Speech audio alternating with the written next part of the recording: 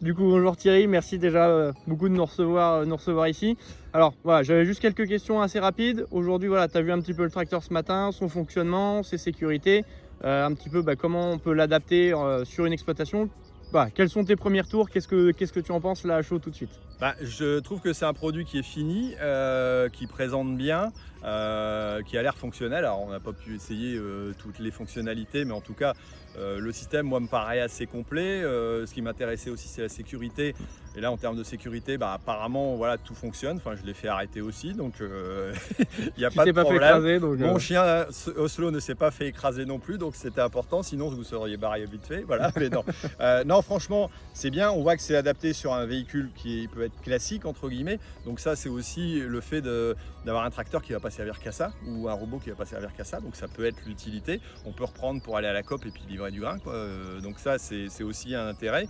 Le système a l'air bien bridé, bien fonctionnel, et moi ce qui me rassure aussi c'est le fait qu'il y en ait déjà quand même un certain nombre voilà, à travers le monde, ouais. avec des expérimentations qui sont plus des expérimentations, c'est de la grandeur nature, où là on a vraiment quelque chose de sympa quoi, je trouve.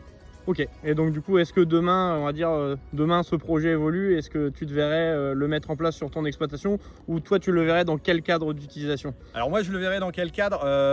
On a de plus en plus d'appareils laser qui demandent de la puissance, donc on ne peut pas utiliser en robot uniquement. Mettre un robot laser, enfin un désherbeur laser à l'arrière et le faire tourner, j'allais dire H24, parce que c'est un peu la problématique de ces produits-là qui ne vont pas à des grandes vitesses, et donc où il faut, j'allais dire, réaliser un travail à faible vitesse et qui n'a pas de valeur ajoutée pour un humain à le conduire.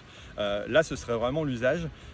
Usage intéressant aussi qui pourrait être, c'est voilà, par exemple en parallèle en même temps, nous on est en train de planter poireaux, on est en train de travailler les terres à côté, on est obligé d'avoir quelqu'un qui conduit la rotative comme c'est le cas là, alors que il n'y a pas besoin de personne pour conduire ça quoi.